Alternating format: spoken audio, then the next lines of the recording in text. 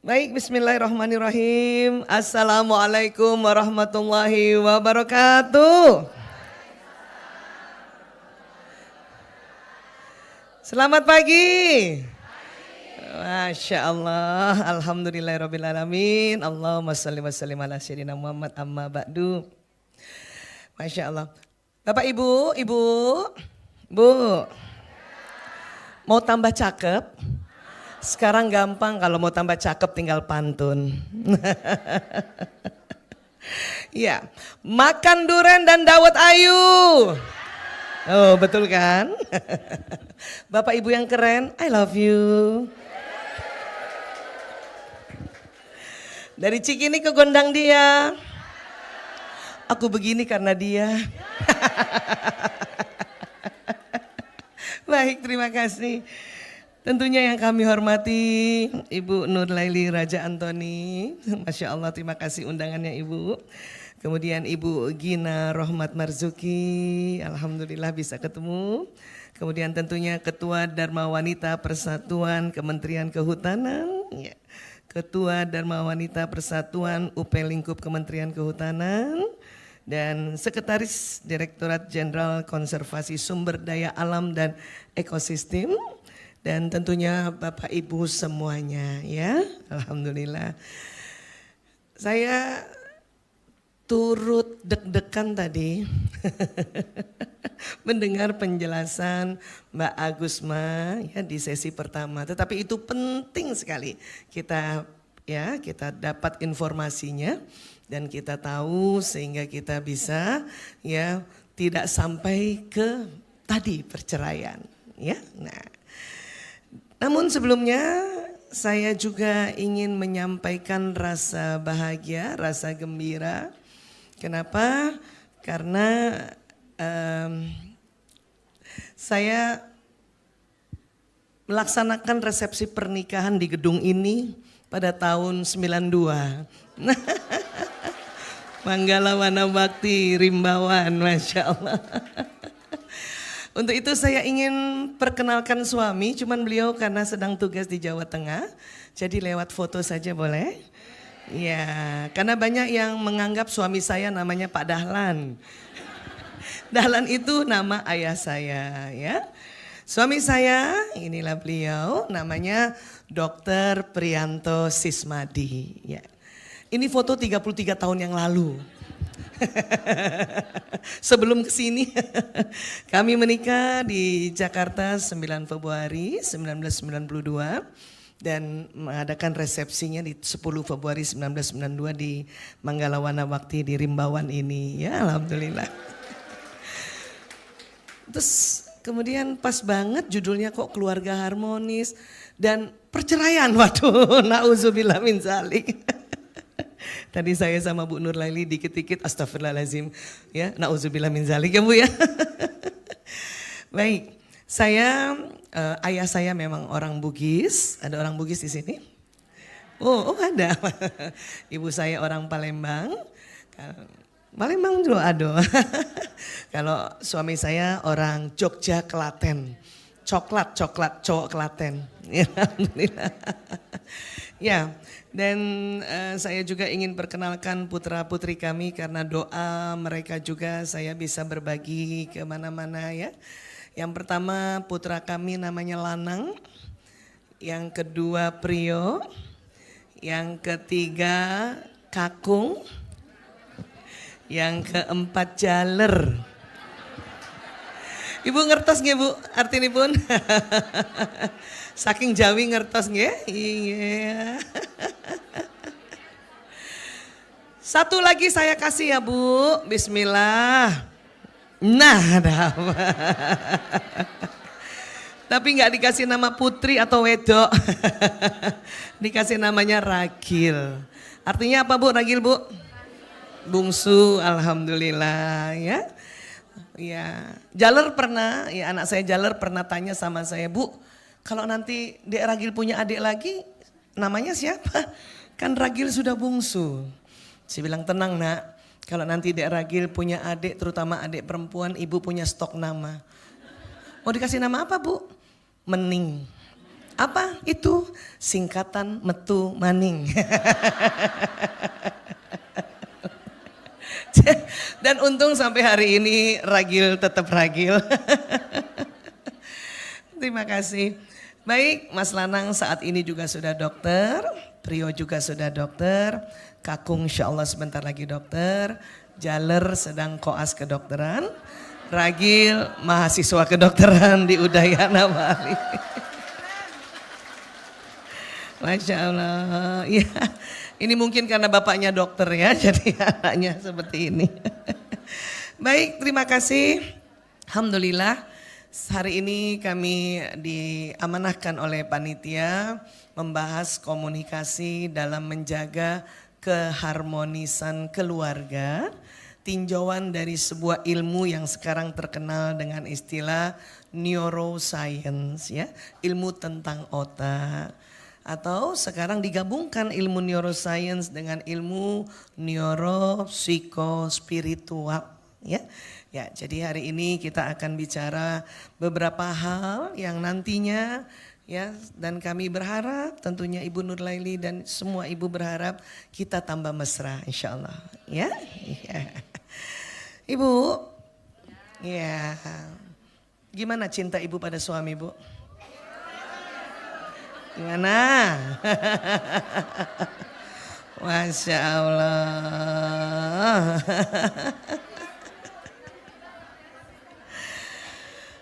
Pernah kesal?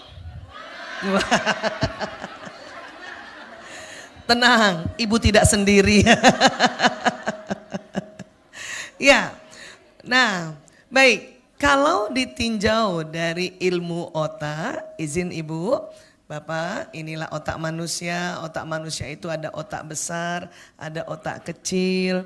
Dia terbagi dua, ada kanan dan kiri ya. Nah, jadi rupanya otak laki-laki dan perempuan itu diciptakan oleh Sang Khalik itu bukan untuk ya membuat kita saling bertengkar, justru akan saling mensupport atau saling ya melengkapi. Bahkan bukan hanya susunan otak tetapi susunan tubuh. Ya, jadi susunan otak dan tubuh laki-laki dan perempuan ini saling mensupport dan melengkapi ya. Dan tentunya ya memang beda laki-laki dan perempuan, jelas sekali ya. Izin ada satu ayat di Ali Imran ayat 36. Walaysa zakaru kal untha, dan laki-laki tidak sama dengan perempuan atau pria tidak sama dengan wanita. Walaupun sama-sama satu spesies yaitu manusia. Tapi dari ujung rambut sampai ujung kaki kita ada perbedaan antara pria dan wanita ya. Rambut perempuan tentu lebih lembut, rambut laki-laki lebih keras. Kulit kita perempuan lebih halus Bu, kulit laki-laki lebih tebal Bu. Makanya kalau kita dibelai lembut saja udah terasa. Ya. Laki-laki dibelai nggak rasa. Makanya bapak-bapak juga kalau kita pijet pelan nggak rasa, kurang keras, kurang keras. Langsung pakai siku. Jadi beda memang ya beda. Nah yang penting adalah kita kembali pada kesepakatan dunia ya tentang apa? Ya, ini kesepakatan universal, internasional, semua mengakui. Apa itu? Bahwa perempuan diciptakan untuk mendampingi laki-laki.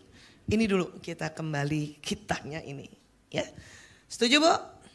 Setuju.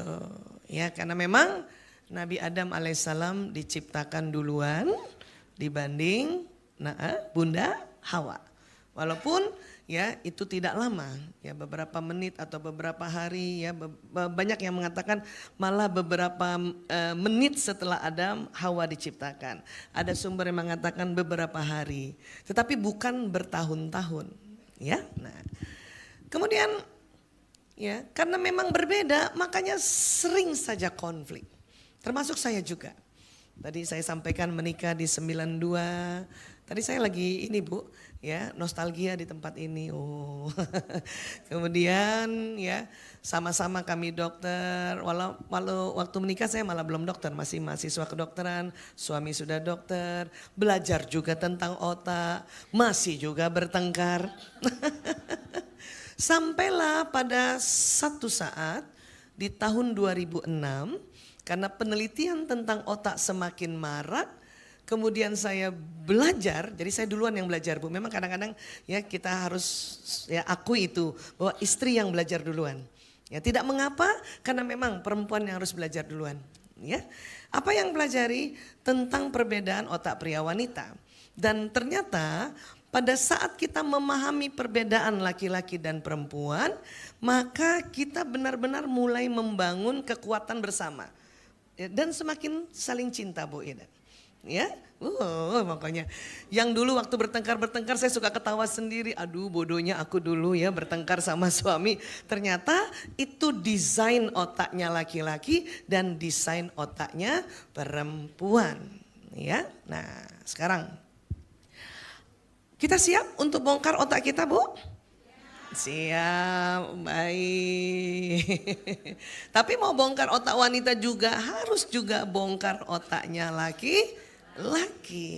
Ya, saya merasa pada saat 2006 belajar tentang otak, ya itu yang akhirnya saya merasa bahwa aduh nggak perlu lagi banyak sakit hati, nggak perlu lagi banyak dendam, nggak perlu lagi juga banyak konflik tentang perbedaan ini.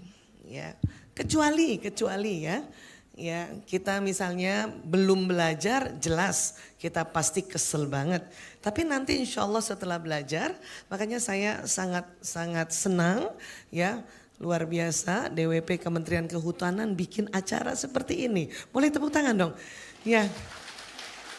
Dan tadi sosialisasi masalah perceraian, izin baru hari ini saya dapat di tempat ini. Di beberapa tempat setiap hari juga bahkan di DWP nggak berani kayaknya bahas itu. Padahal itu penting sekali. Ya, nah baik sekarang. Apa sebetulnya yang harus kita lakukan ya di awal-awal pernikahan, di tengah-tengah pernikahan atau dalam ya mengarungi pernikahan ini ya. Tentu satu meluruskan niat. Ya. Kenapa? Karena niat waktu diucapkan itu akan jalan di badan. Dan badan kita itu selain ada otak ada sistem saraf. Ya. Sistem saraf ini kerjanya kayak kabel listrik. Jadi apa yang diucapkan jalan di badan, apa yang dilihat jalan di badan, apa yang didengar jalan di badan, bahkan apa yang dihidu, apa yang dikecap dan apa yang kita kerjakan jalan di badan ini. Ya. Nah, sehingga kenapa ya dari konsep religi agama selalu mengatakan mulailah dari niat untuk melakukan sesuatu. Nah, nanti di dalam perjalanannya disuruh juga meluruskan niat. Nah, ya. Nah, niat ini nanti jalan di badan lewat sistem saraf dan membuat badan kita ini mau melakukan hal-hal yang berkaitan dengan niatan kita itu. Ya, nah sekarang kita contoh saja ya. Mungkin buat kita keluarga muslim untuk melakukan sesuatu hal selalu diminta untuk mengawali dengan baca ya basmalah ya. Bismillahirrahmanirrahim. Maka basmalah itu bukan hanya bunyi di mulut tetapi dia jalan di sistem saraf dengan kecepatan yang luar biasa. Ya, dari mulut nanti jalan lewat sistem saraf ke otak itu kecepatannya 240 km per jam. Dan nanti dari otak ke badan kecepatannya 320 km per jam. Cepat sekali. Dan semua badan mendapat perintah atau mendapat informasi ya bahwa orang ini sedang mengucapkan basmalah dengan nama Allah yang Maha Pengasih lagi Maha Penyayang. Ya. Dan mungkin teman-teman yang Katolik, ya, Protestan, Hindu, Buddha, ada kalimat-kalimat yang diajarkan oleh agamanya yang untuk disebut-sebut. Nah, itu dia akan jalan juga di badan, ya. Nah, kemudian ya, ini yang harus kalau kita sudah punya keluarga, ya, apalagi sudah punya anak, ya, dan punya keluarga besar dari pasangan, ini yang harus kita sering ucapkan. Walaupun tidak di depan suami, ya, saya mencintai keluarga, ya.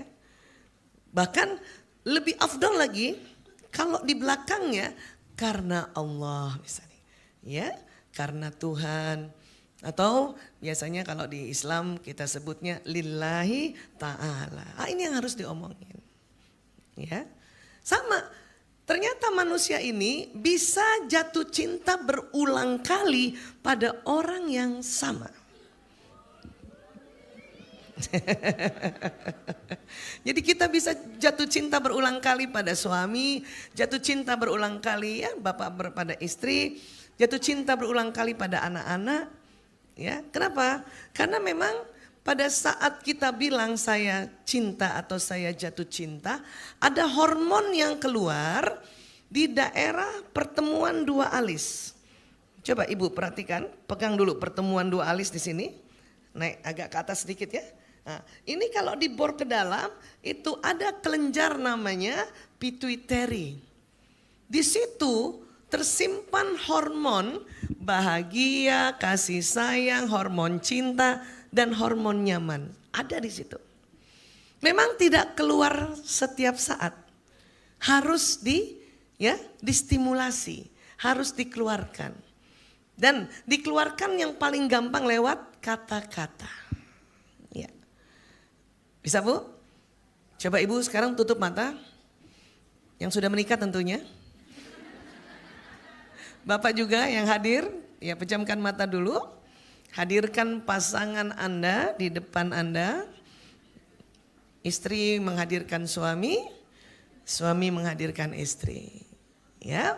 Baik, buat yang muslim baca basmalah dulu. Bismillahirrahmanirrahim. Ya, buat ibu-ibu dulu ya. Katakan dalam hati boleh atau lafazkan sedikit. Ya.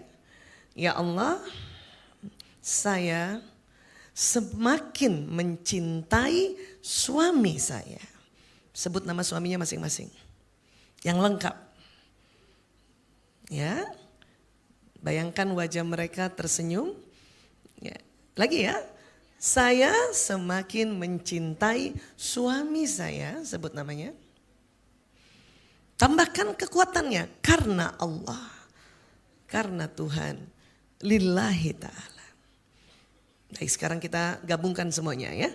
Saya semakin mencintai suami saya. Ya. Sebut namanya. Karena Allah, lillahi ta'ala. Buat suami juga begitu. Saya mencintai istri saya. Sebut namanya lengkap. Karena Allah. Ya, sekarang kepalkan kedua tangan Bapak Ibu. Kepalkan kedua tangan Bapak Ibu. Amin ya Allah. Kepalkan ya, ini namanya emotional anchor. Amin ya Allah. Amin ya Allah. Baik, buka mata, 1, 2, 3. Kayak gitu aja Bu. Ya, nggak perlu juga diucapkan depan suami. Perlu juga. Perlu juga. Tapi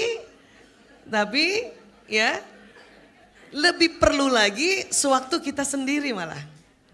Ya, bapak-bapak juga, karena jarang bapak-bapak ngomong langsung sama istrinya. Aku cinta kamu sayang. Itu sangat jarang. Jadi ya Bu Nurlaili, ada penelitian di Amerika 95% suami susah bilang aku cinta padamu istriku. 95%. Ya. Hanya 5% laki-laki yang sudah mulai belajar mengatakan aku cinta padamu istriku. Suami ibu yang mana? 5% atau yang 95%? Suami saya juga masih yang 95%. Ya, iya. Jadi sekali lagi pada saat kita mengucapkan semakin mencintai, semakin menyayangi, maka hormon ini keluar. Ya, pelan-pelan dia keluarnya, masuk pembuluh darah, ya. Kemudian ya seperti ini misalnya, ya nanti dia masuk pembuluh darah, nanti bermuara ke jantung. Makanya jantung tuh deg-degannya tambah bu, deg-deg, deg-deg, deg-deg, deg-deg, deg-deg gitu. Dan nanti dari pembuluh darah di jantung, jantung memompa ke seluruh tubuh. Tapi itu jalannya tidak serta-merta, dia pelan-pelan, dia slow jalannya. Jadi kalau kita bilang, aku udah bilang aku cinta padanya atau aku semakin mencintainya, tapi aku biasa aja, sabar bu, hormonnya baru keluar. Baru keluar. Ya, paham ya? Iya. Jadi kalimat ini harus sering diutarakan. Makanya kenapa kalau kita beribadah disuruh niat lagi ulang, niat lagi ulang. Kita meluruskan niat karena ini apa yang kita bilang ya akan jalan di badan kita ya. Nah, hati-hati juga dengan kalimat-kalimat biasa. Kalimat-kalimat biasa itu juga jalan di badan. Dan hati-hati pada kalimat-kalimat yang bernuansa negatif. Ya, saya kesal, saya takut, saya marah, saya sedih, saya kecewa. Itu juga jalan. Nah, kalau kalimat ini jalan, yang keluar bukan hormon yang di sini, tetapi hormon di atas ginjal. Namanya kelenjar adrenal, ada 2 juga. Di sini juga 2, tapi dia ya tersambung. Ini betul-betul 2 berpisah. Ginjal ada di mana? Sekitar pinggang. Coba ibu pegang dulu pinggangnya. Masih ada? Nah, saya sudah lurus soalnya. Udah gak ada. Ya. Nah, hormon yang keluar dari anak ginjal atau kelenjar adrenal, ini hormon stres. Ya, ada 3 dia. Adrenalin, kortisol, dan norepinefrin. Gak usah dihafal ibu, kecuali mungkin teman-teman sejawat yang ada di sini atau nakes ya. Tapi ini keluar dari anak ginjal. Dan nanti juga masuk ke pembuluh darah, masuk juga ke jantung. Sama deg-degan juga bu. Cuman agak beda deg-degannya. Ya. Dan ini membuat tidak nyaman seluruh badan. Ya. Nah, namun ya Allah maha adil. Maksudnya maha adil dan juga maha mengatur. Kalau kalimat positif ya, dia akan langsung keluar ya, jalan. Jadi kalau tadi kita bicara atau baca basmalah atau kita bilang saya semakin mencintai, itu langsung 1 kali diomongin jalan. Tapi kalimat negatif ini 1 kali ibu ucapkan belum jalan. Aman ya bu? Iya. Berapa kali diucapkan? Lebih 3 kali baru jalan.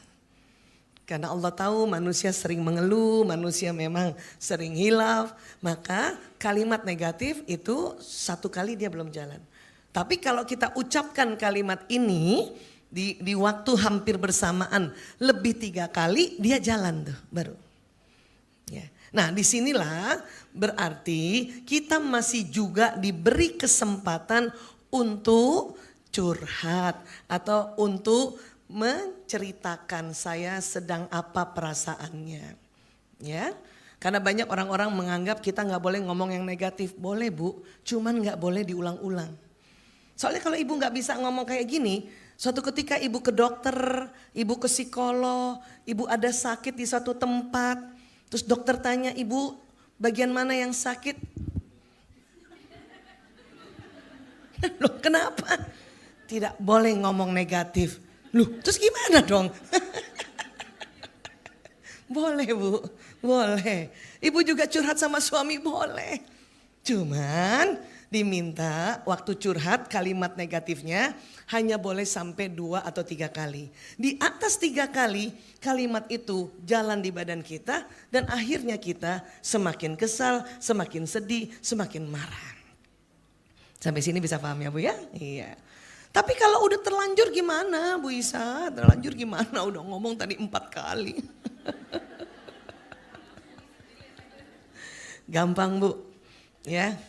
Untuk supaya kalimatnya nggak jalan, ya, nggak jalan di sistem saraf ini atau sudah jalan tapi belum sampai di kelenjar adrenal tuh ya, Allah baik sekali ya.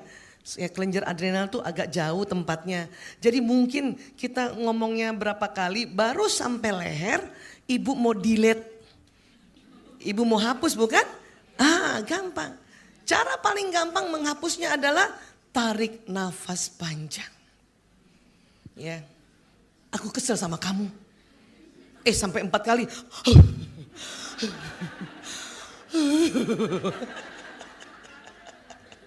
Itu kalimat itu akan berhenti sampai leher aja. Terdelete. Ya. Atau dengan kata-kata juga. Ya.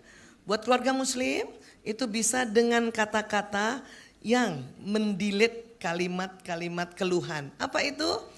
Istighfar. Astagfirullahaladzim. Berapa kali Bu Isa kalau istighfar? Tergantung ibu keselnya sama siapa.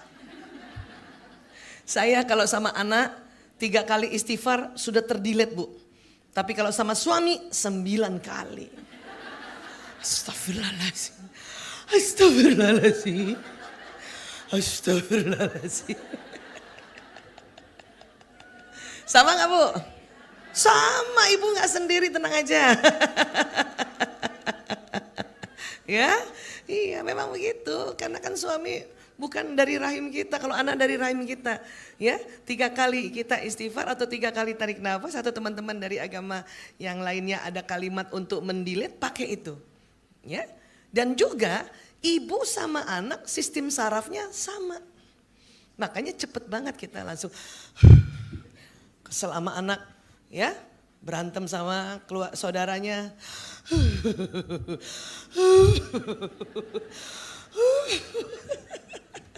Maka kekesalan itu berhenti tidak sampai ke kelenjar adrenal. Maka kita bisa sehat. Ya, insyaallah. Oke? Siap Bu? Siap. Nah, sekarang kita belajar perbedaannya. Yang sering bikin bertengkar ternyata karena perbedaan yang sangat mendasar. Jadi waktu saya belajar pertama kali tahun 99 ya, ada penelitian di Institut Psikiatri London. Sekarang namanya King's College London. Ya, Bapak Ibu kalau misalnya ke London nggak ada lagi Institut Psikiatri London, adanya ini King's College London. Ya, jadi penelitian tahun 99 dan baru disebarkan di dunia tahun 2000-an, ya, dimasuk di Indonesia 2006. Itu mengatakan ya, lokasi bahasa dan bicara laki-laki dan perempuan beda tempat. Ya. Tahu dari mana Bu Isa? Nah ini functional MRI, male otak laki-laki, female otak perempuan. Ya, tadi otak terbagi 2 kanan kiri, yang bagian belakang yang ini. Ya. Jadi otak bicara laki-laki itu ternyata diciptakan Allah, diletakkan di otak kiri bagian belakang. Coba pegang dulu otak kiri bagian belakang. Nah itu. Perempuan gimana? Diciptakannya otak kiri bagian belakang tambah otak kanan bagian belakang. Itu perempuan. Coba pegang Bu, kiri belakang plus. Nah itu kita perempuan. Maka inilah yang menjadi dasar perempuan senang bicara, perempuan juga ya banyak bicara, dan perempuan bisa bekerja sambil terus bicara. Ini kita. Terus ilmuwan menghitung-hitung. Ini udah lama banget ilmu ini dan saya senang ulang-ulang ya. Laki-laki karena otak bicaranya kiri belakang dijumlahkan dalam sehari. Laki-laki mengatakan 2000 sampai 4000 kata, 1000 sampai 2000 bunyi vokal.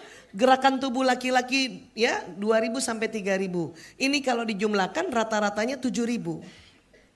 Ada juga laki-laki yang introvert atau pemikir, pendiam, dia yang 5.000. Ya. Ada juga laki-laki yang pembicara, dia bisa 9.000. Karena otak bicaranya di kiri belakang. Kita perempuan setelah dihitung-hitung oleh ilmuwan, ya perharinya jumlahnya 20.000.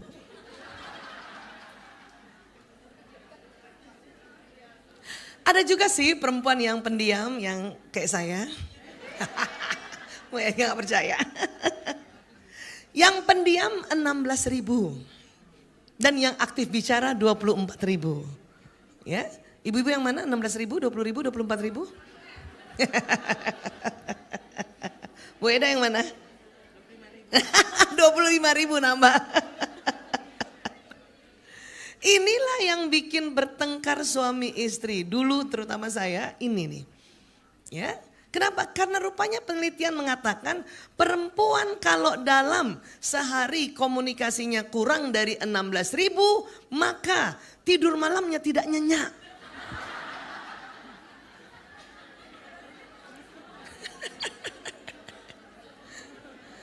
Untung kita ada Dharma Wanita ya.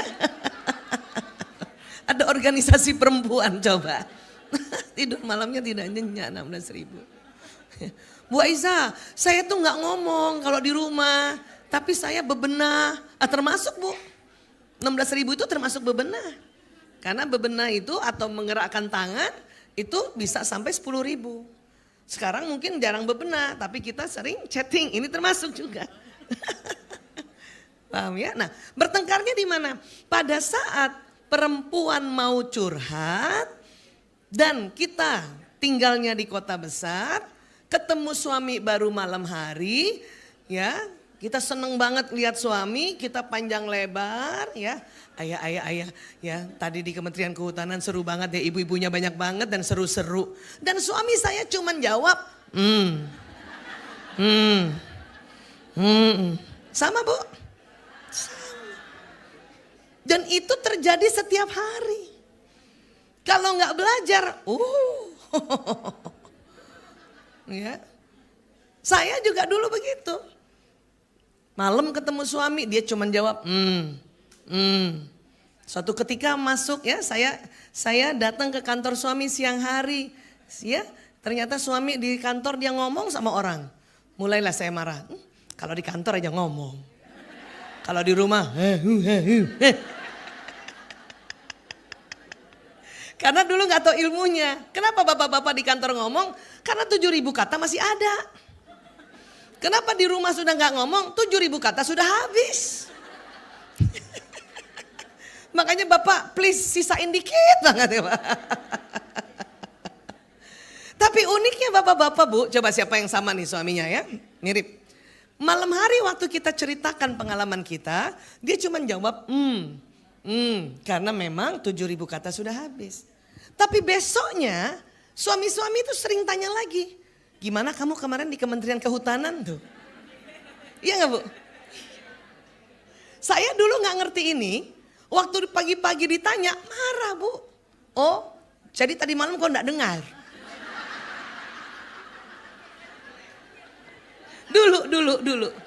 Dulu. Sekarang baru mengerti kenapa laki-laki pagi-pagi masih bertanya lagi pada kita tentang apa yang kita ceritakan tadi malam. Karena mereka ingin memberi komentar lebih banyak sedikit dibanding tadi malam. Kenapa? Karena 7.000 kata sudah ada lagi. Karena sudah bangun tidur. Istri-istri cerita saja lagi. Karena 20.000 kata sudah ada lagi. Kan lumayan pagi-pagi hilang 3.500 untuk berbakti pada suami. Saya kalau pagi hari suami tanya, jadi gimana kemarin? Saya ceritakan Bu. Mulai dari keluar dari rumah. Sampai tempat acara, ngapain aja dan sampai pulang. Lumayan 20.000 ada keluar pagi-pagi. Gitu. Ya, bisa paham ya? Nah itu, bertengkarnya di situ. Apakah baru perempuan modern yang 20.000? Enggak, dari dulu begitu. Cuman lifestyle yang berbeda. Ya, zaman dulu ibu-ibu kita atau mungkin oma kita punya anak banyak kan? Iya, 10. Mengerjakan pekerjaan rumah sendiri. Ya, mencuci pakaian belum pakai mesin cuci. Kalau punya anak 10 Bu, satu anak 2 bajunya dicuci. Hari itu berapa dia mencuci? 20 tambah suami 2, 22 sama kitanya sendiri yang istri 24 baju. Satu baju itu 5 juta. Cuk. Nah, cukup gak 10.000 tuh? Cukup. Nyetrika zaman dulu belum pakai listrik, harus pakai areng. Supaya panas dikipas gak Bu? Berapa kali nih? 1, 2, 3, 4, 5. Ya. Anak-anak berangkat sekolah. Ya, itu pasti cium tangan. Bayangin kalau anaknya 10, ya, hati-hati anak. Hati-hati ya nak. Tuh berapa kali? Hati-hati ya nak. Hati-hati ya nak. Hati-hati ya nak. Nah, jadi dia tetap sama karena ciptaan ini tidak pernah berubah. Yang berbeda lifestyle kita. Ya, kita jarang punya anak banyak sekarang. Kemudian banyak dibantu oleh alat-alat untuk rumah tangga. Bahkan ada khadimat, ada mbak, ada neni dan sebagainya ya. Makanya kadang-kadang perempuan sering berlebih 20.000 kata. Laki-laki sering kekurangan. Kalau zaman dulu istri-istri 20.000 cukup. Kemudian ya bapak-bapak zaman dulu termasuk dulu istilahnya PNS pegawai negeri. Itu jam 5 sore udah di rumah. Ya Bu, maka 7.000 gak kehabisan. Masih sisa 1.000, ibu-ibunya juga masih sisa 1.000. Makanya zaman dulu, rumah zaman dulu selalu ada ruang di depan ya, apa namanya? Teras. Seperti ini duduk, suami istri duduk mesra-mesraan, bercanda karena masih ada 1.000, istri juga sudah sisa 1.000, ya kan? Ngobrolnya juga asik. Dan uniknya memang suami-suami zaman dulu sampai sekarang dan nanti seterusnya ada cara dia suka bercandain istrinya. Mohon maaf ya, tapi ini diteliti tadi ya di King's College London. Apa itu? Maaf, suami-suami senang sekali kentut depan istrinya. Maaf ya, ibu mau makan gak jadi. Siapa yang pernah begitu istri suaminya? Iya kan? Iya. Sama suami saya juga gitu. Zaman dulu Bu, saya marah kalau suami kentut. Terus apa saya bilang? Gak sopan. Kentut depan istri. Baru tahu tahun 2006 ada penelitiannya. Malah sekarang kalau suami kentut, jadikan itu momentum romantis. Jadi kalau dia pas kentut, kalau dulu saya marah, sekarang saya pura-pura, bau, ayo apaan sih bau. Terus suami saya gini, suka kan. Ya. Itu nggak peduli wajahnya ganteng kah, tidak ganteng kah, biasa aja. Ya, karena saya sering tuh bikin riset, bahkan suami-suami yang suaminya tuh artis, begitu juga sama istrinya Bu. Cuman aja kita nggak tahu. Jadi jadikan momentum itu momentum romantis. Karena memang ada kebiasaan-kebiasaan laki-laki itu seluruh dunia sama ya, seluruh dunia sama. Dan apalagi berantemnya ini? Ini kalau kita WA panjang lebar jawabnya oka. Iya kan? Nah itu lagi. Oke. Jempol. Iya, kan gitu. Ya. Dulu saya marah. Jadi zaman SMS dulu dijawab oka, marah dalam hati apa? Tuh kan dia nggak suka lagi ngomong sama aku. Tapi sekarang setelah tahu ilmunya dijawab oka, malah bangga. Ya Allah, laki-laki banget suami aku. Anak lagi saya lewat, kenapa Bu? Oka doang bapakmu tulis. Ya. Jadi hal-hal yang memang sudah berbeda gak usah berantem Bu. Ya. Sekarang enak sudah ada emoticon, ada apa? Tinggal pencet aja stiker gitu. Zaman dulu enggak. Zaman dulu perempuan selalu semua ditulis. Bahkan ketawanya ditulis. Hehehe, titik-titik, hehehe, WK gitu. Bapak-bapak zaman dulu nggak nulis ketawa Bu, ya itu buang-buang kata itu, ya. Nah makanya jangan heran, bapak-bapak sekarang sudah mulai pinter kasih emoticon, tapi cuma 1. Kita perempuan nggak tahan, ada 5 emoticonnya. Nah baik sekarang, apa sebetulnya yang sering diprotes oleh suami? Saya kalau bikin Bu Eda, bikin workshop suami istri, saya minta semuanya menulis. Nah bapak-bapak menulis apa yang paling dia tidak sukai terhadap kebiasaan istri. Ternyata apa? Dan hampir semuanya adalah nada tinggi perempuan. Terus saya bilang sama bapak-bapak, Pak, kalau masalah nada tinggi, itu perempuan semua rata-rata nada tinggi Pak. Kenapa? Karena ada hormon estrogen yang tinggi di tubuh perempuan. Maka suara kita tinggi. Ya, cuman nanti bedanya dia dari suku mana. Mungkin Jogja tingginya halus. Saya orang Bugis tingginya tebal. Betawi juga tingginya tebal kan gitu. Ya, nah ini kadang-kadang bapak-bapak merasa kenapa sih istri saya kalau ngomong tinggi? Pak, semua istri begitu. Kenapa? Karena ada estrogen. Nah, namun yang bisa dilakukan adalah sebuah strategi dan ini disepakati oleh para suami juga. Yang memang suami tidak suka itu nada tinggi yang tentu dengan kemarahan. Tapi kalau satu lagi ada nada tinggi yang penuh dengan manja, oh mereka suka. Jadi ada penelitian, laki-laki yang menjadi suami senang sekali mendengar suara istrinya kayak suara remaja. Yang tinggi dan manja, manjalita.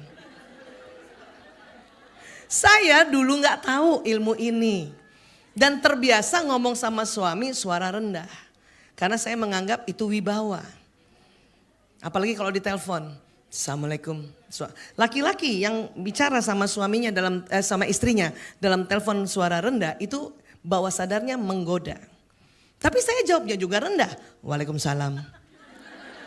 Suami kalau nelpon istrinya dan mendengar suara istrinya suara rendah, dianggap orang lain.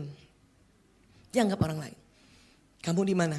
Aku masih di kantor. Kamu di mana? Ya, gitu. Nah, 2006 bahkan sebetulnya ya agak lebih lama lagi saya tahu tentang ini. Ternyata nggak boleh kayak gitu. Ya, harus terdengar suara remaja yang manja.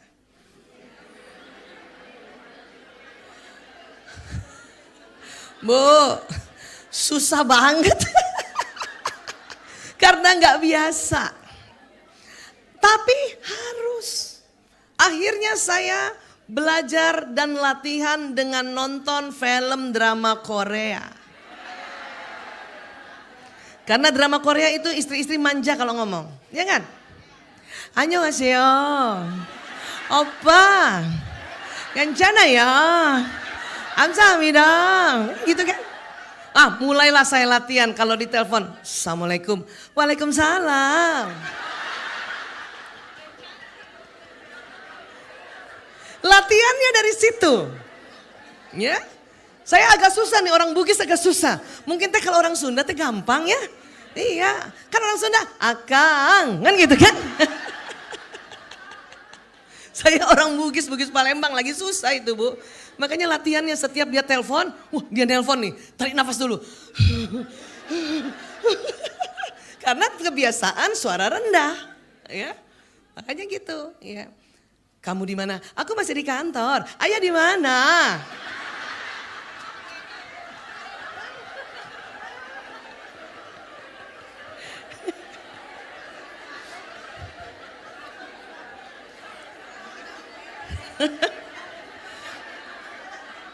Siapa yang sudah begitu Bu? Teruskan, lanjutkan. Jadi bisa jadi awal-awal suami agak kaget. Suami saya lihat juga dia agak kaget. Tapi rupanya senang. Senang, ya senang. Ingat ya, latihannya pasti telepon. Atau kalau berdua saja, oh itu senang. Tapi kalau lagi ada banyak temannya tenang, biasa aja Bu kalau ada temannya. Kalau ada cucu juga nggak usah, ya mas, cucunya bingung nanti. Pokoknya lagi ditelepon atau lagi berdua. Laki-laki senang sekali mendapati suara istrinya bagaikan gadis remaja yang manjalita. Tapi menurut penelitian, kalau kita bekerja, nyun sewu nggih, bekerja sebagai orang yang perempuan bekerja, nah rupanya pimpinan laki-laki dan mitra kerja laki-laki tidak suka mendengar mitra kerja perempuan suaranya manja. Dianggap tidak intelektual. Makanya kalau bekerja usahakan suara itu wibawa. Caranya rendahkan. Baik Pak, siap Pak. Ruang rapat kami siapkan. Itu dianggap intelektual. Ya, tetapi kalau mitra kerja, Bapak, ruang rapat udah siap.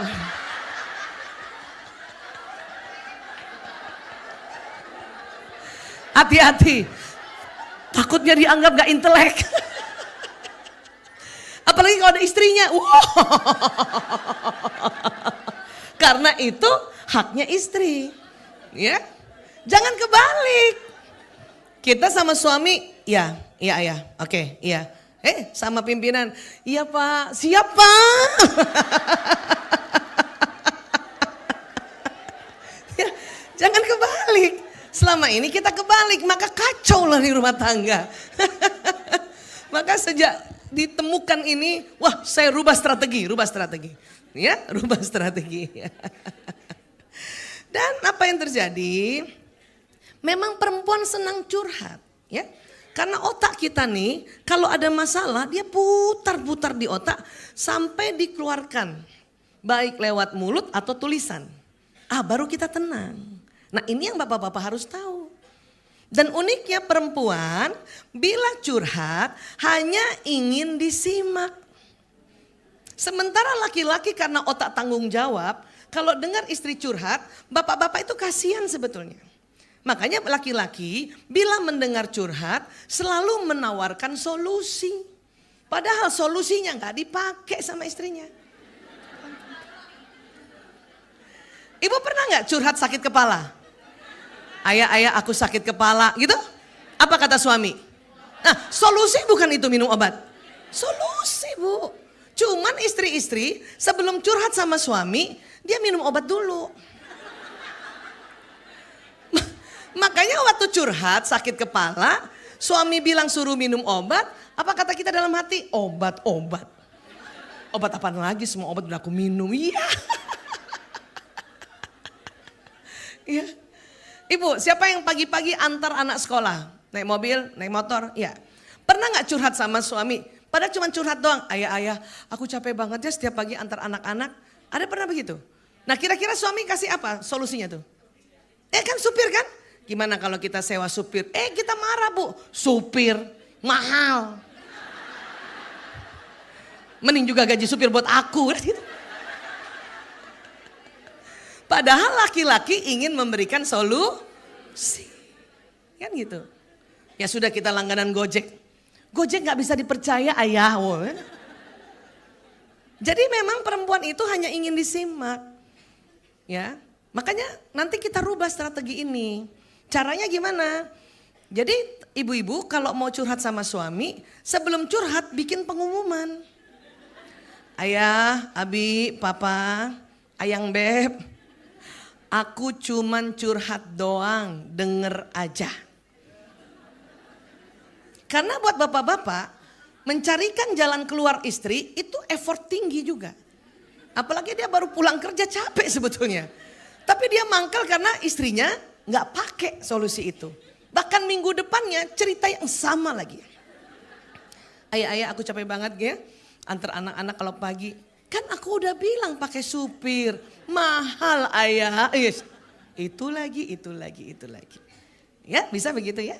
Iya. Dan tentu suami-suami sekarang mulai pintar ya. Karena saya juga sering ajarkan suami. Ya kalau aku curhat ya tolong tambah sedikit saja. Ini juga saya belajar dari Ustadz Jamil, beliau yang kasih tahu ya. HIM, laki bapak-bapak nih yang dengar di sini maupun di online nanti ya Pak.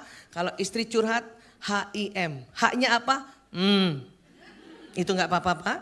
Nah pertengahan istri curhat I-nya adalah iyakah?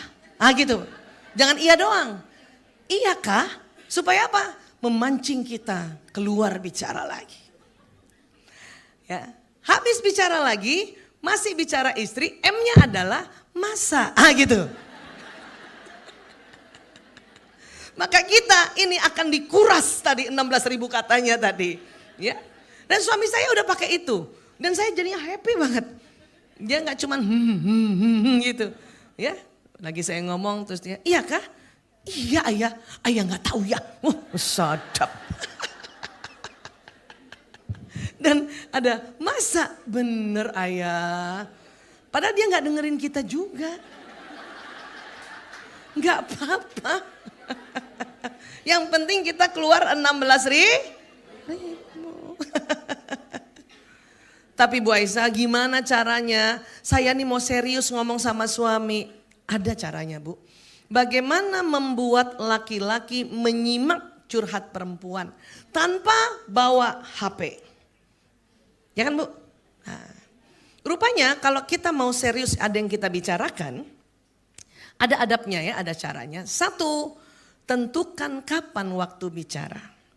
Misalnya ini hari Jumat. Kita tahu suami lapang hari Ahad, misalnya hari Minggu. Ya, aku minta waktu ya hari Minggu jam 11 siang aku mau bicara. Ya, tentukan waktunya. Dan tolong tidak malam hari. Karena kalau malam hari kita kecewa lagi. Ya, nah. Kedua, tentukan batas waktu bicara. Aku mau ngomong 15 menit aja. Atau 30 menit aja. Pokoknya dalam menit ya Bu. Ya, hindari ibu ngomong dalam jam. Aku mau bicara 3 jam. Maka laki-laki akan banyak alasan. Aku mau rapat lah, aku mau pergi luar kota lah. Menit. Kenapa? Karena perempuan itu memang harus kita batasi supaya jelas apa yang mau dibicarakan. Lebih 30 menit kita bukan ya fokus pada apa yang kita mau bahas. Kita akan menarik lagi peristiwa yang lama-lama. Kalau lebih dari 30 menit. Makanya bapak-bapak trauma. Ya, ayah hari Minggu jam 11 ya aku minta waktu bicara please 30 menit aja. Ya oke. Terus sampaikan topik apa yang mau dibicarakan. Nggak tahu aku pengen bicara perasaan aku gak enak banget ya selama 1 minggu please. Gitu. Atau ya kita mau bicara satu topik ya. Saya mau bicarakan tentang anak kita yang pertama nih kayaknya. Ini waktu itu ya mau menikah nih dengan ini. Oke gitu. Dan sampaikan juga ya perlu solusi atau tidak. Kali ini aku perlu solusi dari kamu. Nah kayak gitu. Nah laki-laki senang seperti ini. Makanya kenapa laki-laki senang meeting atau rapat. Karena rapat jelas waktunya, jelas berapa lama rapat, apa topiknya, dan harus ada solusi atau tidak. Begitu juga kalau kita mau serius bicara sama suami. Ya paham ya? Nah mengenai topik. Tolong satu topik saja dibahas Bu. Karena laki-laki itu kalau bicara sama perempuan lebih dari satu topik tersesat Ibu. Dia suka bingung. Ya, makanya bapak-bapak kalau berada bicara ngobrol sama lebih dari 2 perempuan itu betul-betul tersesat itu. Karena kita ngomong topiknya itu bisa ganti-ganti perempuan. Habis bicara rumah tangga, bicara politik, kembali lagi rumah tangga, kembali lagi soal pasar. Itu bisa dengan cepat perempuan mengerti. Bapak-bapak nggak gitu Bu, terus terang. Ya, contoh paling gampang gini, saya pernah bilang sama suami saya, Yahya, aku hari ini mau seminar, habis itu mau ke laundry, habis itu ada di rumah sakit ada pasien. Ya, kemarin sore ada temenmu telepon. Suami saya bilang apa? Apa? Tukang laundry telepon saya. Karena topiknya tiba-tiba berubah, lagi bicara hari ini yang sore kemarin. Itu laki-laki tersesat. Walaupun laki-laki jago cari alamat, tapi bicara sama perempuan kalau lebih dari satu topik bingung dia. Ya, jadi ini perlu kita pahami dan saya ya sudah pakai teknik ini sejak 2006 sampai sekarang dan mungkin seterusnya dan berhasil. Kadang-kadang saya suka lupa nih, terus kata suami saya, Bu Isa katanya mau bicara. Oh iya. Dan dia datang sama saya tanpa HP. Ya. Dan kenapa sih laki-laki senang bawa HP? Karena memang laki-laki otak benda. Ya. Jadi jangan heran kalau sekarang bapak bawa HP, kalau zaman dulu ya selalu fokus pada koran. Ya, itu laki-laki otak benda. Makanya sering kita kesel sama suami kalau pagi-pagi itu suami kan bawa HP gini kan. Nah, sementara perempuan senang sekali menyatakan perasaannya kan, memvalidasi emosi. Apalagi kalau sudah dandan. Ayah, aku udah cantik belum? Kata suami begini, iya cantik. Dan kita bilang, bohong banget kan? Iya. Terus kita marah kan? Yang benar ayah, udah cantik belum? Lihat dulu. Iya cantik Bu Isa, ya Allah. Akhirnya marah. Setelah saya tahu bahwa laki-laki lebih senang lihat benda daripada lihat wajah, maka setiap saya cantik, saya lebih senang foto selfie kirim ke HP-nya.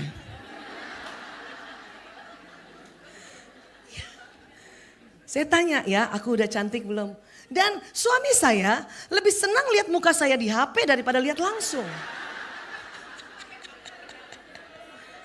Buktinya apa? Setiap foto yang saya kirim, dia zoom. Saya sempat tahu, ya Allah di zoom. Makanya saya kalau laporan kemana-mana, itu satu foto, cekrek, kirim lagi. Dan dia tahu tuh, pasti dia cari istrinya. Gitu. Ya, saya selalu kirim. Walaupun saya tidak perlu minta dia jawab.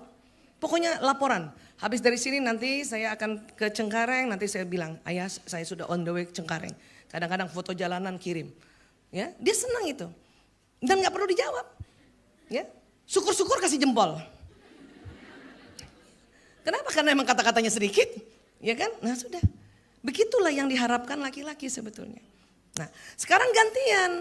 Laki-laki curhat tanpa suara dengan diri mereka sendiri. Jadi laki-laki nih Bu, kalau sampai di rumah nonton TV itu sesungguhnya gak nonton TV banget. Kalau dia buka HP sesungguhnya gak buka HP banget. Mereka ini ya, jadi ketika seorang laki-laki duduk sambil menatap sesuatu, sebuah alat scan otak memperlihatkan bahwa laki-laki sedang berkomunikasi dengan diri mereka sendiri di dalam kepalanya. Dan ini tidak suka ditanya-tanya. Ya. Mereka sedang mereview apa tadi masalah di kantor dan sedang memplanningkan besok harus ngapain. Saya berapa kali lihat suami saya begini, misalnya saya lagi di dapur, saya lihat, ya capek ya? Terus dia bilang, iya, sudah cukup itu aja. Dulu saya gak ngerti ini, saking pengennya jadi istri soleha. Malah saya datangi suami di sini. Capek kenapa sih ya? Mbok ya cerita sama aku kan istrimu, ibu dari 5 anakmu, soulmate-mu. Dan apa kata suami? Diam. Buat bapak-bapak, Pak, kalau istri dibentak diam, sakit hatinya 5 tahun Pak. Tapi saya mengerti sekarang, rupanya dia gak mau ditanya-tanya.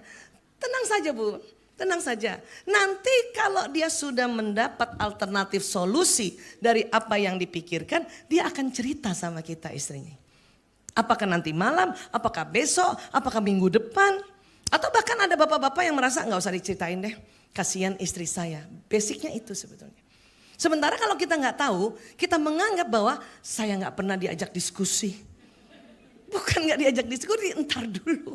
Bahkan ini bukan hanya laki-laki modern, laki-laki purba zaman dulu pun begitu. Jadi laki-laki purba kalau sudah berburu, ya, hasil buruannya kasih ke istri, dia biasanya ke pantai atau ke naik batu atau di gunung untuk menyaksikan matahari terbenam.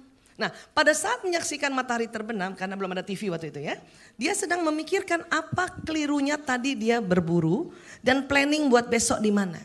Dan tidak suka kalau istrinya ada di sampingnya, kecuali dia panggil.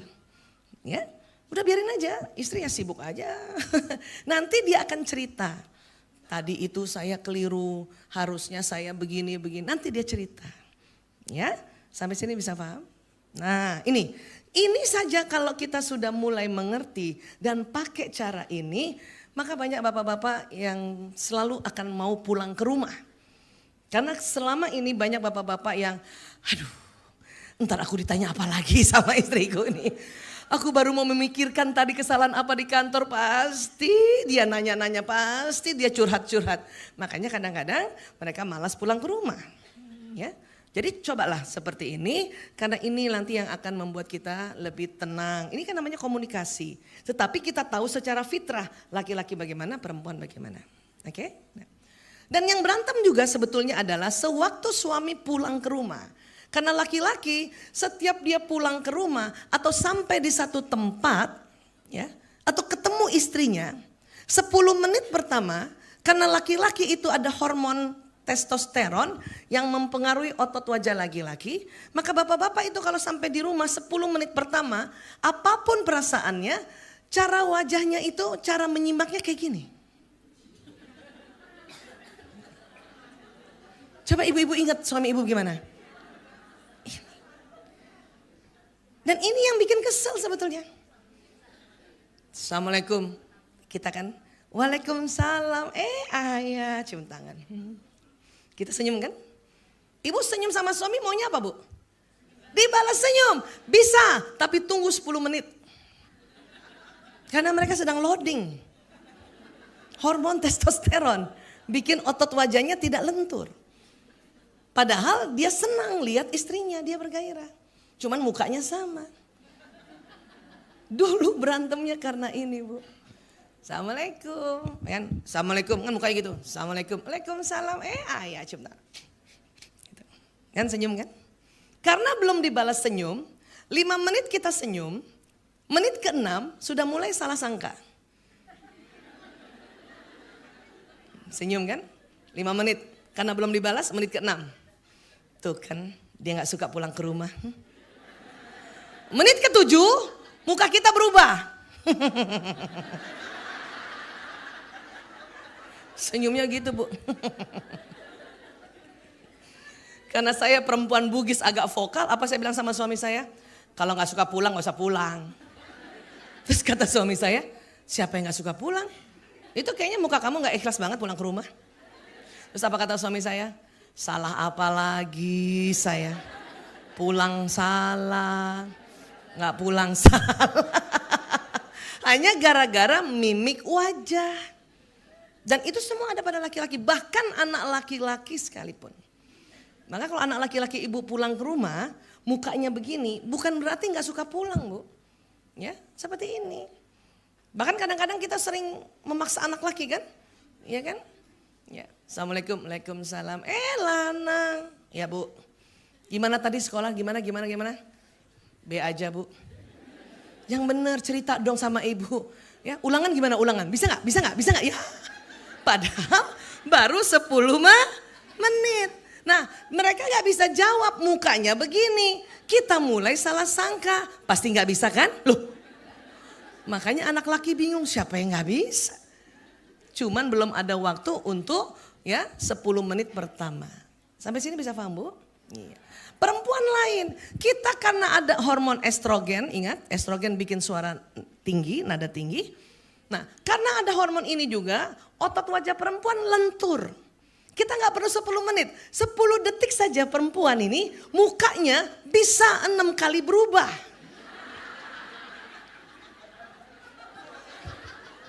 Ya nggak bu? Apa kabar Jeng? Baik. Tahu nggak? Apaan? Yang saat 6 kali berubah.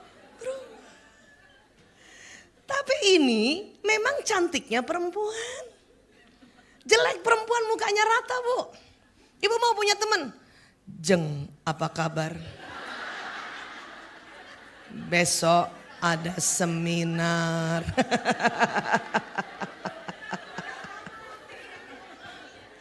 Jelek bu. Suami-suami juga senang kalau disambut mukanya ibu begini.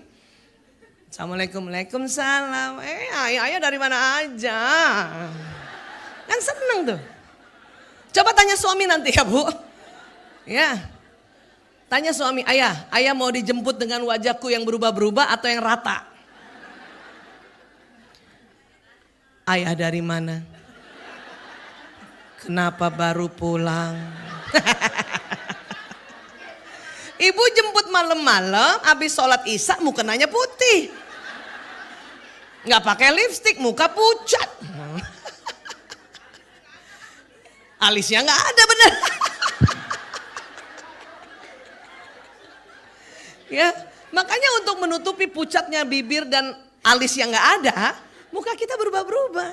Anak-anak juga seneng ibu-ibunya begini. Ayo anak mandi nak sayang, ayo mandi. Dia gak suka ibunya. Lanang, mandi. Sekarang. Paham ya bu? Ya. Dan ibu harus yakin itu bahwa ini juga gantengnya laki-laki. Ini yang disebut wibawa. Anak sekarang bilang apa? Kulbet. Cool banget. Ibu masih ingat gak dulu waktu dilamar? Ya kan? Gara-gara ini kan kita jatuh cinta sama suami kan? Saya pernah tuh suami datang lamar, ya disuruh duduk sama orang tua. Belum 10 menit kan, mukanya rata kan baru datang kan. Saya ngintip dari kamar, ya Allah cool banget. Pas nikah begini terus. Nggak ada ilmunya lagi Bu.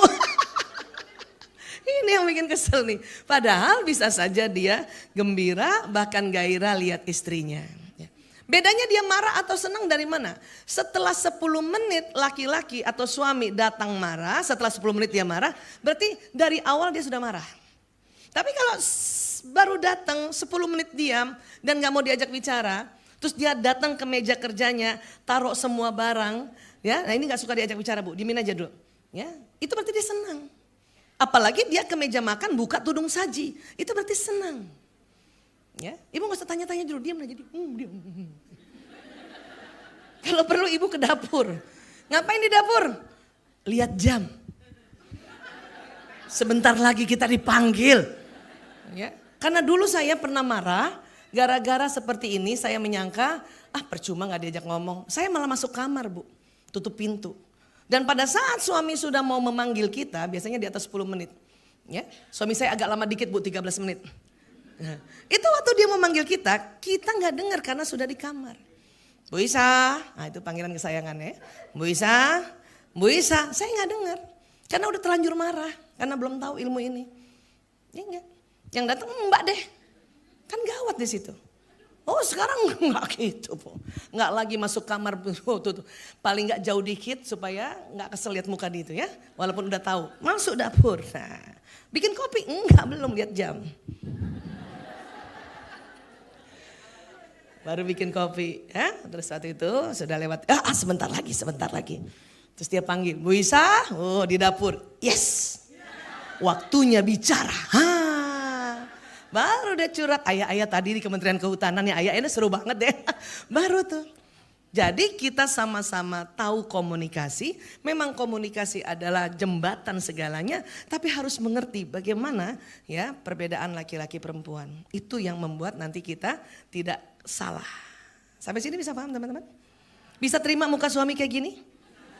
Walaupun 10 menit? Atau kepengen suaminya baru buka pintu sudah Assalamualaikum. Mau begitu suaminya Bu? Buka pintu, Bunda, ayah kangen banget. Ibu mau begitu suaminya? Beda mau begitu suaminya? Pilih mana Bu? Yang ini atau yang kayak saya contohin? Ini aja Redo ya Bu? Oke Bu, ibu seneng gak dijemput suami? Seneng, cuman mulai berantemnya gara-gara pas di mobil muka mereka begini. Iya gak sih? Saya di WA suami, aku jemput kamu, ya Allah bahagianya minta ampun. Saking bahagianya sering ya minta izin duluan sama teman-teman dokter yang lain. Aku pulang duluan ya, suami aku jemput aku. Turun dari lantai 5 ke lantai dasar masih gembira. Jalan di koridor rumah sakit masih gembira. Cari mobilnya dia di parkiran masih gembira. Pas buka pintu. Assalamualaikum. Laki-laki, maaf ya Mbak Ida. Salam. Dulu kalau nggak ngerti, apa saya bilang? Tahu gini naik taksi. Terus kata suami, ngapain naik taksi? Katanya kamu senang dijemput. Kayaknya kamu nggak senang dijemput aku. Cie. Dan perempuan kalau kesel sama suaminya nggak pernah mau lihat muka suaminya. Pasti begini. Terus dalam hati apa? Tanya lagi dong. Makanya bapak-bapak Pak, kalau lihat istrinya marah, tolong tanya 3 kali Pak. Karena perempuan selalu ingin ditanya. Tapi pertanyaan 1, 2, 3 kasih waktu sedikit. Suami saya pernah keliru walaupun saya udah kasih tahu. Ya. Jadi kan perempuan kalau lagi marah gitu. Kan gitu kan. Suami kan asing, Bu Isa marah ya? Enggak. Siapa yang marah? Dalam hati tanya lagi dong kan gitu ya. Nah suami saya salah.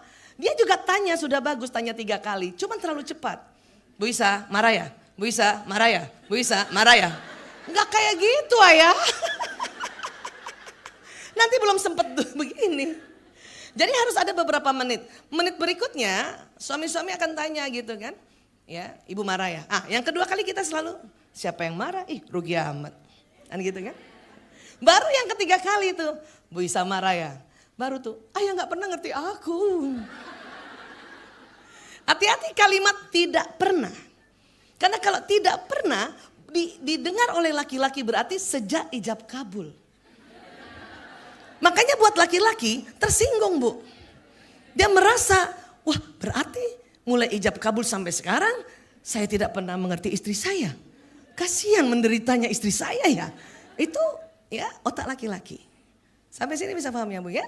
Iya. Jadi sekali lagi ya, yakinkan diri kita apabila ketemu suami dengan muka seperti ini, dijemput suami dengan muka rata seperti ini, yakinkan bahwa dia senang. Ya, dia senang. Supaya nggak salah sangka lagi. Dulu ya itu tadi, waktu saya marah-marah mendingan naik taksi. Ya udah dia pulang. Pekan depannya dia bilang apa? Sebetulnya waktu saya jemput kamu di rumah sakit Pondok Indah, saya mau ajak kamu makan di restoran. Cuman gak jadi. Kamu udah terlanjur. The nextnya saya sudah tahu ilmu ini. Pas buka pintu, Assalamualaikum. Kan dia tetap begini kan mukanya kan. Salam. Saya udah mengerti. Kita makan restoran ya? Nah. Ya oke. Dia jalan walaupun 10 menit mukanya gini. Tenang aja Bu, tenang aja Bu. Saya tahu tuh laki-laki kalau udah dia menuju restoran berarti dia senang. Tetap mukanya rata. Taunya dari mana dia senang? Walaupun mukanya rata, hidungnya kempes-kempes. Paham ya Bu? Paham sekali, Masya Allah. Ya. Terus apa lagi? Dengan anak sekarang. Ya, nanti kasih tahu ya Bu kalau udah mau selesai. Saya bisa bicara sampai sore nanti. Kalau punya anak perempuan Bu, ingat. Otak perempuan tersusun untuk bereaksi pada orang dan wajah. Maka kalau ibu mau ambil hatinya anak perempuan umur berapapun anak perempuan ibu. Maka kalau anak perempuan bicara senang kontak mata. Senang dilihat wajahnya ya Bu. Pantang pada saat anak perempuan mau ngomong ibu sambil begini nih. Dia marah banget nanti. Ya. Bunda lihat aku. Pernah gitu anak perempuan ibu? Maka sekarang saya kalau dia Ragil mau bicara, ibu aku mau bicara, saya simpan Bu HP-nya. Terus lihat muka dia. Sambil ngangguk-ngangguk sedikit sambil senyum. Walaupun kadang-kadang gak tahu apa yang dia cerita. Tapi kalau ibu sedang chatting sama suami, kemudian anak perempuan ajak bicara, bilang sama anak perempuan sebentar nak, ibu jawab chatting ayah dulu. Kenapa begitu? Karena anak perempuan sejak kecil harus tahu seorang istri kalau berhadapan dengan suami dan anak dahulukan suami. Jadi anak saya tuh paham banget kalau saya chatting sama ayah berarti ibu pasti selesaikan dulu chattingannya.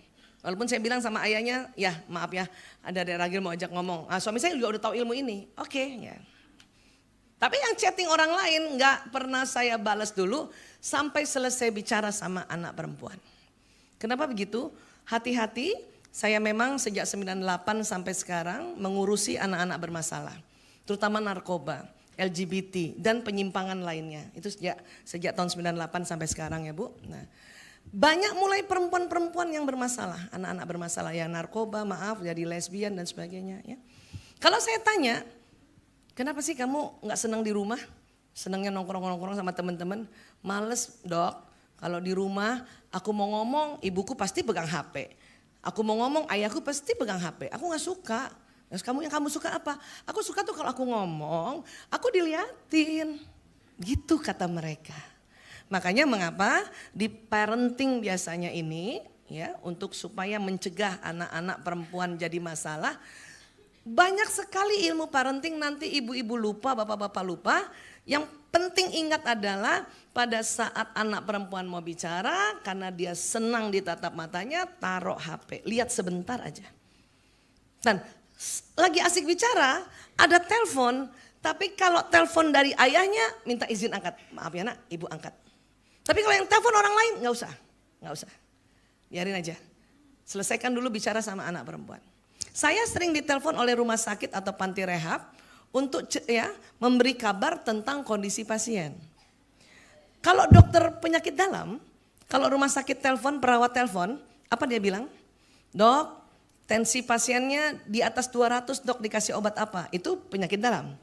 Tapi kalau dokter narkoba kayak saya, rumah sakit telepon, apa kata perawat? Dok, pasiennya kabur. Gitu. Dok, pasiennya loncat dari lantai 3. Dok, pasiennya berantem sama pasien baru yang ternyata bandar. Itu berarti sangat penting. Tapi kalau saya lagi bicara sama anak perempuan, enggak saya angkat dulu. Dalam hati saya, biarin tuh kabur pasien. Daripada anak saya yang kabur. Ya, karena saya pikir di rumah sakit kan pasti ada dokter lain, ada security, biarin tanganin aja dulu. Nanti setelah saya bicara sama anak perempuan baru. Kalau mau selamat anak perempuannya. Ya, saya nggak mau lagi ya melakukan hal-hal yang keliru yang terjadi pada keluarga korban-korban narkoba ini atau keluarga korban yang anaknya LGBT dan sebagainya. Ya. Kenapa sih perempuan senang dilihat mata? Karena putih-putih matanya perempuan itu lebih lebar, lebih luas. Ini putih-putih mata yang ini ya, nih sklera mata. Ibu kalau punya anak laki dan anak perempuan coba perhatikan deh. Putih-putih matanya anak perempuan akan lebih luas, lebih lebar nih dibanding saudara laki-lakinya. Ya. Nah kalau anak laki putih-putih matanya lebih sempit bu, lebih sempit, lebih sempit. Makanya anak laki-laki itu otaknya lebih senang lihat benda. Bereaksi pada benda dan bentuk daripada lihat wajah. Apalagi ditatap mata, laki-laki gak kuat bu. Jadi ibu kalau punya anak laki gak usah ya paksa anak laki lihat bunda. Lihat bunda, lihat bunda, lihat mata bunda. Lihat, gak usah. Anak laki-laki tersiksa bu. Laki-laki cuman kuat ditatap matanya 5 detik. Saya juga dulu keliru, kan ini ilmu berkembang terus ya. Punya anak apalagi anak pertama laki-laki, itu kasihan banget tuh anak laki-laki. Lanang ya, lanang, ibu mau bicara nak? Iya bu, pas dia lihat saya lihat dia, 5 detik dia lihat saya. Karena saya lihat dia terus, detik ke-6 goyang-goyang bu udah. Lanang yang sopan nak kalau bicara sama ibu nak, lihat muka ibu nak, lihat muka ibu nak. Dia lihat lagi muka saya, 5 detik lihat saya lihat lebih dari 5 detik, goyang-goyang lagi. Yang sopan nak, lihat mata ibu nak, lihat mata. Akhirnya setengah jam bu, lihat muka ibu nak, lihat muka. Ibu kalau bicara sama anak laki dan mau anak laki lihat muka ibu jangan tatap anak laki lebih dari 5 detik. Ya, nah, nanti kita habis ini kita diskusi ya. Ya, oke. Ya, oke. Paham bu? Saya punya anak laki bu. Tolong please. Jadi sekarang saya kalau supaya anak laki-laki bicara lihat muka saya. Itu saya ngomong dia gak lebih dari 5 detik. Terus saya tulis bu. Karena anak saya banyak dia harus tulis. Mas Lanang minggu depan mau kemana nak? Mau ke rumah teman bu. Tulis. Siapa nama temannya? Nah, sewaktu saya gak lihat muka dia lihat saya. Begitu caranya. Jangankan anak laki, bapaknya juga begitu. Kenapa? Karena laki-laki putih-putih matanya lebih sempit. Banyak istri-istri, ya. Oh, selesaikan sampai habis. ini udah habis, nanti kita diskusi ya. Jadi laki-laki karena putih-putih matanya sempit, perempuan lebar, ini makanya wanita atau perempuan tahan lebih lama tatap mata. Laki-laki cuman kuat 5 detik saja. Banyak istri curhat sama saya, ya, mengatakan apa? Bu Aisyah, saya kesel sama suami saya. Kenapa bu? Setiap saya ngomong sama dia lebih senang lihat HP-nya daripada muka saya. Dia lebih senang lihat TV daripada muka saya. Dia lebih senang lihat lantai Bu Aisyah daripada muka saya. Dalam hati saya, oh ibu nggak ngerti ini mata laki-laki ini. Ya. Bapak-bapak nggak tahan bu. Ibu ngomong liatin dia terus matanya, ya nggak tahan tuh lebih dari 5 detik. Apalagi ibu ngomong soal duit. Ayah tahu nggak apa-apa sekarang mahal, uang sekolah naik. Suami cuma tahan lihat istri 5 detik saja gitu. Habis itu tunduk bu pasti. Ya. Nah, sekarang kalau mau kita harmonis, romantis, harus rubah strateginya. Mau nggak bu? Saya kasih tahu tipsnya. Oke, sekarang lihat video ini. Ini video suami istri. Jadi kalau mau natap suami hanya 5 detik saja. Ya. Setelah 5 detik istri tunduk.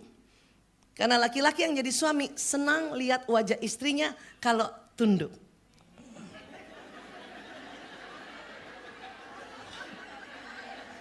Ya, kita hitung 5 detik ya. Nih, ya.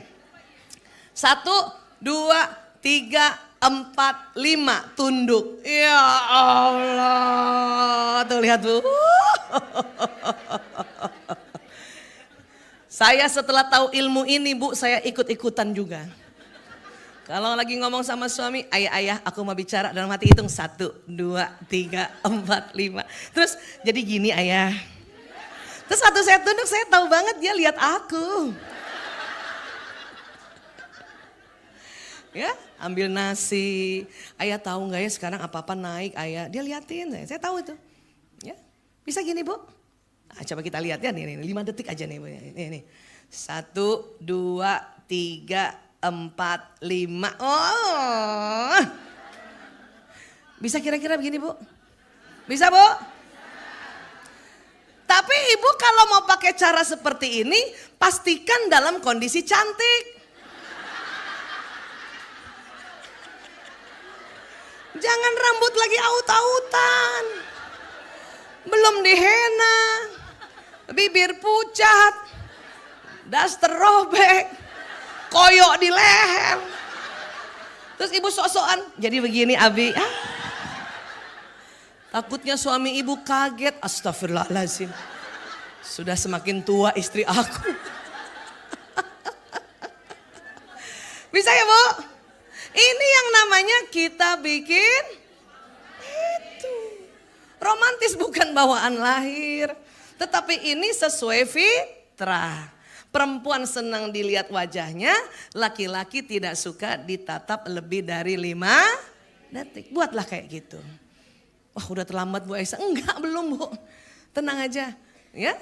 Kenapa? Dan ini ada nilai spiritualnya. Izin saya sampaikan ya. Jadi kata Nabi SAW, sesungguhnya ketika seorang suami memperhatikan istrinya dan istrinya memperhatikan suaminya, maka Allah memperhatikan mereka berdua dengan perhatian penuh rahmat. Masya Allah. Ya. Dan ada lagi nih Bu, manakala suaminya merengkuh telapak tangan istrinya, maka berguguranlah dosa-dosa suami istri itu dari sela-sela jari jemarinya. Coba bayangkan Bu. Siapa yang suaminya senang gandeng istri duluan? Ada Bu? Bersyukurlah, bersyukurlah, bersyukurlah. Suami saya bukan tipe itu. Tapi karena saya tahu ilmu ini, maka sayalah yang gandeng dia duluan. Supaya berguguran dosa-dosa kami berdua ya. Dan suami saya juga tahu tentang hadis ini, jadi kalau saya ya gandeng tangan suami, apa dia bilang? Lagi banyak dosa ya.